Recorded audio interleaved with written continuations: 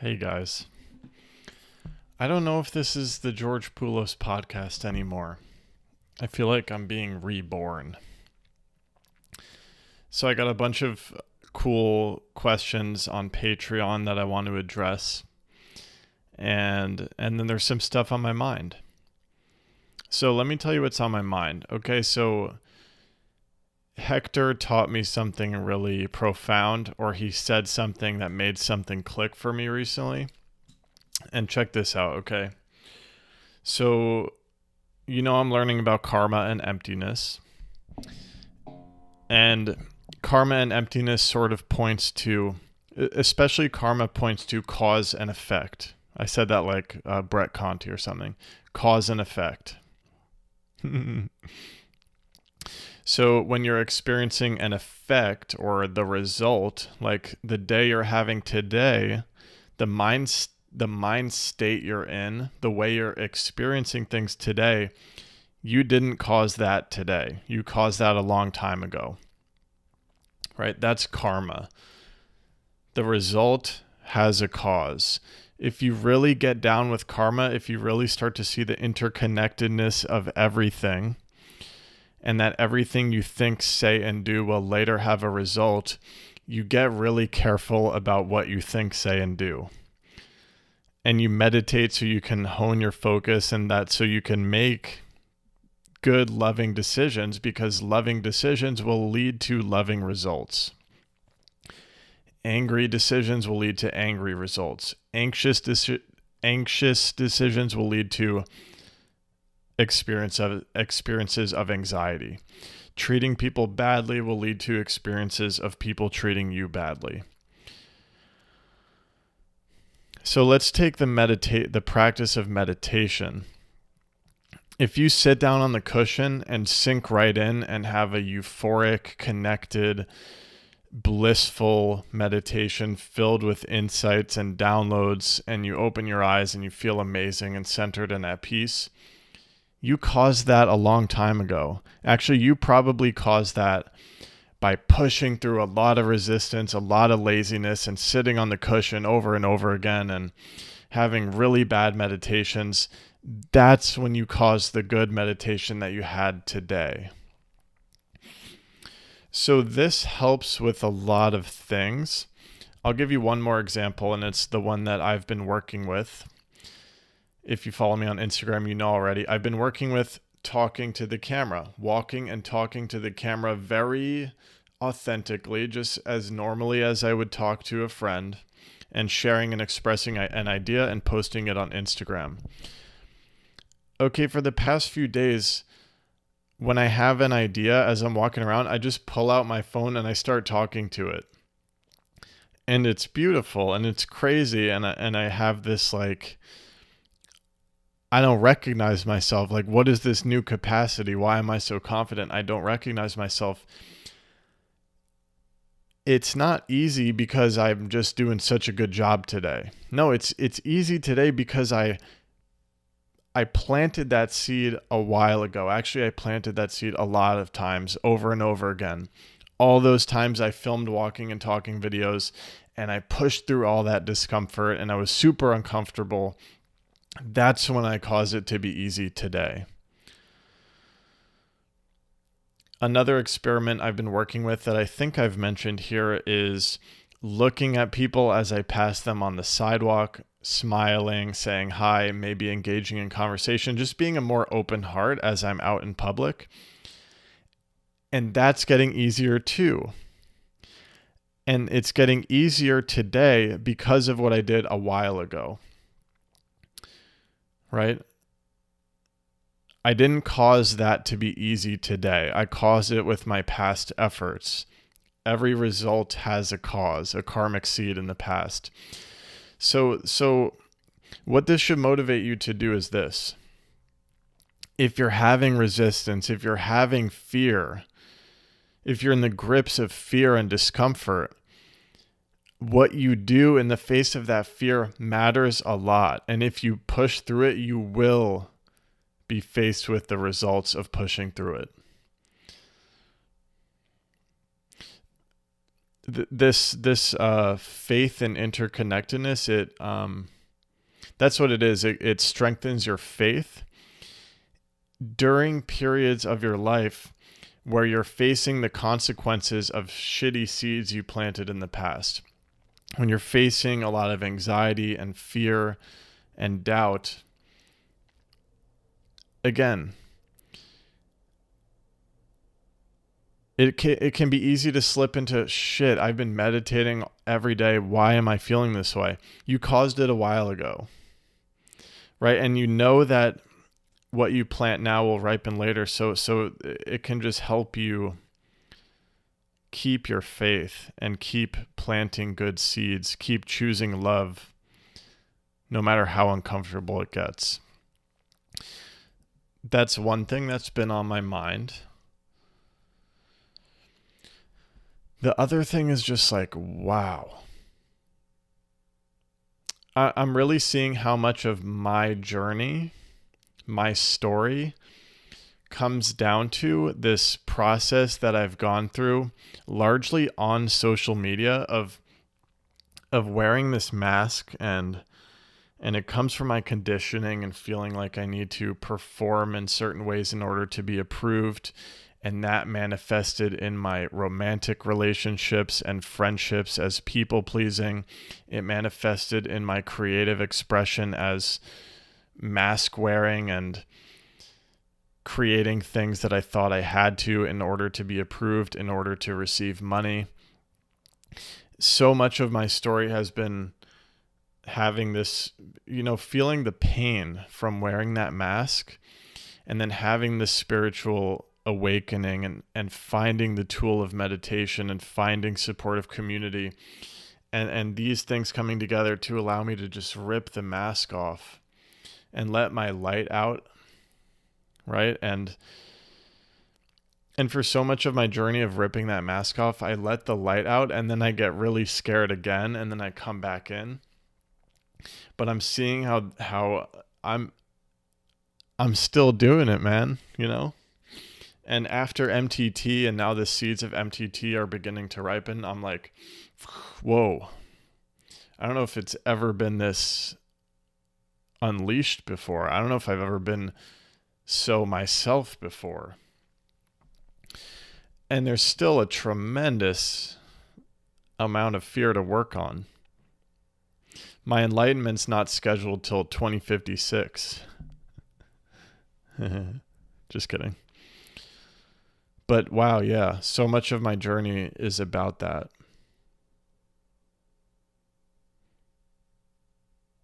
Let's get into the questions. Is this the George Poulos podcast? What is this? And as listeners of this, you've heard my sort of grappling with all this about, like, I don't know, I'm always stressing about, like, what platform do I post on? What do I name the thing? What am I doing? What direction am I going in? Karma and emptiness and meditation and Sangha is also giving me this none of that matters. None of that matters. It only matters if I'm thinking about others. But if I'm thinking about myself, it doesn't matter. Because I don't exist. I don't need to pick the right project and do the right thing and choose the right name. That's all empty of a nature. Right? So false refuge is this idea of taking refuge in something that has no refuge in it. So thinking that if I pick the perfect podcast name and pick the perfect direction for my business and form and here's one that came up after MTT, start teaching at the right time in the right way, thinking that there's somehow happiness in making that right decision, that's false refuge. In the Buddhism I've been studying, the only true refuge it's really an emptiness. It's in the understanding that the world doesn't come from those external things. I don't find happiness by manipulating the external world. The world comes from me, not this way. this way from me. I create everything. So how I get happiness, that's where karma comes in, is I plant happy seeds. I make other people happy. This overthinking and this panicking about the right direction, which I still go through, and I'm still going through about how do I integrate MTT and make sure I do all these things, start teaching, blah, blah, blah. But that's false refuge. Okay, Caroline asked me a nice question. Hi, Caroline. Okay, this is a question left on episode 58. Hey, George. Catching up on old episodes, curious to hear more about the trip you feel like you've experienced from meditation versus psychedelics, as I feel like I experienced something similar back in 2022. I've never done psychedelics, but I lost a close family member in early 2022, and it was definitely one of those before and after moments for me. Things became much clearer and began to really unravel for me, etc. So I guess not directly from meditation, but 2022 is also when I took meditation seriously for the first time, so it could be some of both. I'm curious about the difference between experiencing it from a drug versus life and what it feels like to experience it a number of times, as I feel like it's only happened once for me. Not sure if this is something you've talked about before or would want to talk about. Really just putting it out there because it came up for me while listening to this episode.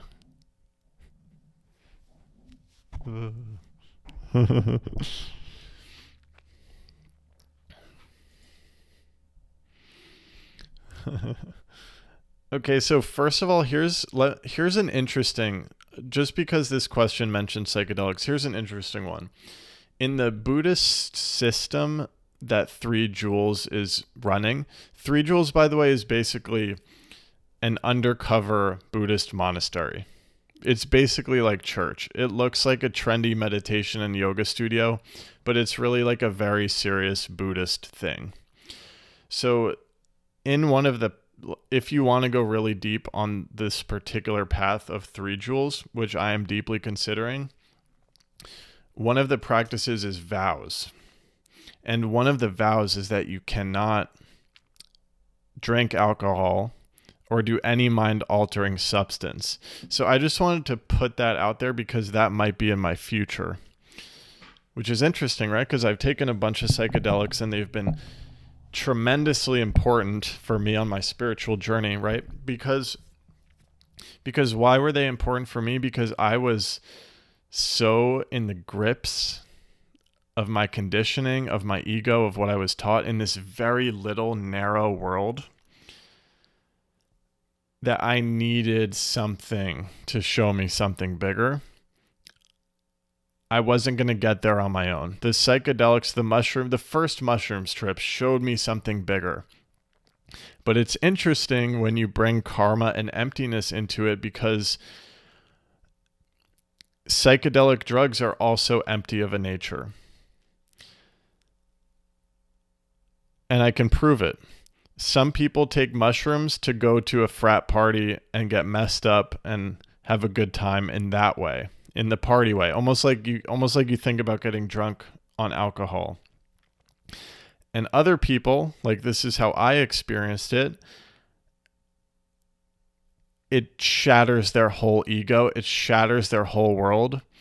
It turns them onto the path of meditation and spirituality and Buddhism like it did for me.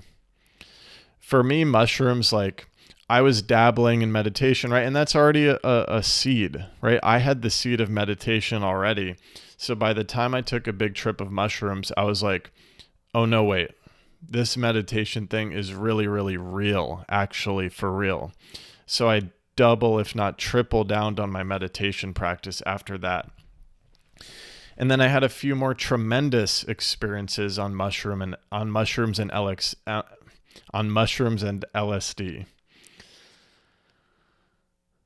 And I'm just going to give you the full-bodied answer. I'm just going to be honest with you. As the deeper I get into the spiritual journey, the more I feel like I'm on the psychedelic all the time. And if you really believe in emptiness, that the psychedelic substance is empty of a nature, and the way you can grapple with that logically is that different people have different experiences. Some people panic and freak out. Some people have a spiritual awakening. Some people see literally that love is the answer and that we're all interconnected and that we're no different from the plants and the trees and the butterflies. Other people just get fucked up, right, and party. It's empty of a nature. The experience you have of the psychedelic substance comes from your seeds, your karmic seeds. Everything you've done in the past leading up to that point determines the experience you will have. And okay, here's a big one. If you take the emptiness of the psychedelic all the way home, the experience you have on the psychedelic, it comes from you. It doesn't come from the mushroom. It comes from you. The experience happens in your mind. You're perceiving the world in a different way. It's happening in your mind. It's not coming from that mushroom, right? That's a big, that's maybe a danger you could say about psychedelics is thinking, same with alcohol, and substances in general, is thinking that the good feelings come from the substance. No, it's your karma to be tricked into thinking that that substance has the happiness in it. When you take a psychedelic and you have an experience of truth, all that's reflecting is your own capacity for truth. Okay, and intense moments like losing a close family member can be very psychedelic in that way. It's like because we are a lot of the times operating in this very narrow framework. It's like the framework of our conditioning and our habit and our routine and our very limited stories. It's very small. But then when you take a psychedelic or you have a tremendous meditation experience or you lose a close family member or there's some sort of trauma, sometimes it can just shatter that, right? So that's what I experienced on mushrooms, but it can happen. It can be triggered by different things. The interesting thing is, and just play with it in your mind, is if you remember that the world is not coming from out here, you're creating everything, right? Everything, when you scan your eyes, you're labeling everything. Your experience of every single thing you see is completely unique to what's happening in your mind. Every other perceiver will have a different experience of the same thing.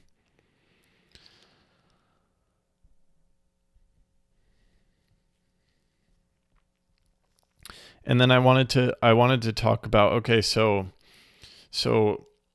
I think in the episode you're commenting on, I reflected that MTT was basically, meditation teacher training was basically like taking a tab of LSD really, really slowly. And I stand by that.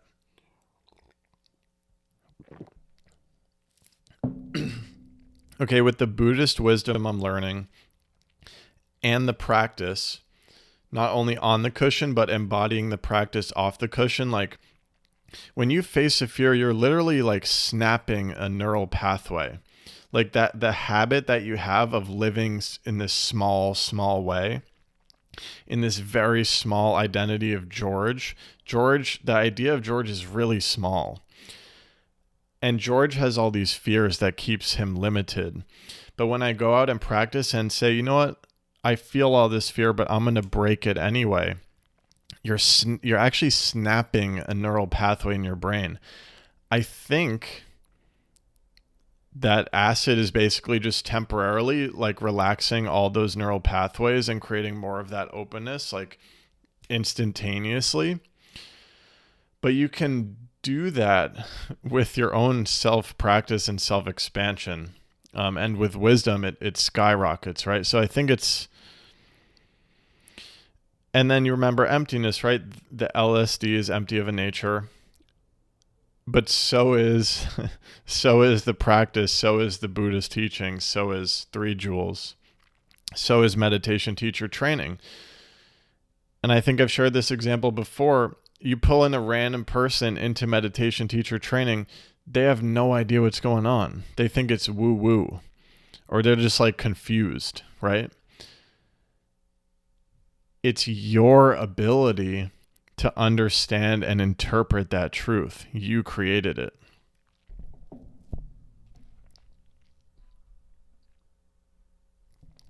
Yeah, okay, right. So you mentioned what it feels like to experience it a number of times. Yeah, so right, so just remember or play with the idea that like however many times I took a psychedelic and had a psychedelic experience, it did not come from the little square or the piece of poopy mushroom. Like I had an experience in my mind, therefore I can create that experience as much as I want if I plant the right karmic seeds for it. That's how the theory goes in this lineage, and the more I practice, the more, right, the states of mind that I used to label as psychedelic, I'm experiencing those more and more and more and more in completely mundane situations. It's just like, wow. It's really beautiful.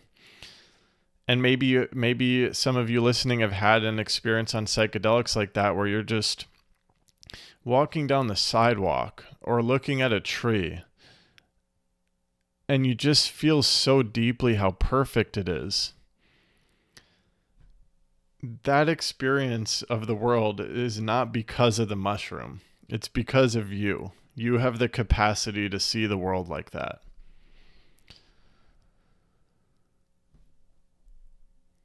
So that's my answer to that. Thank you, Caroline. All right. I love you.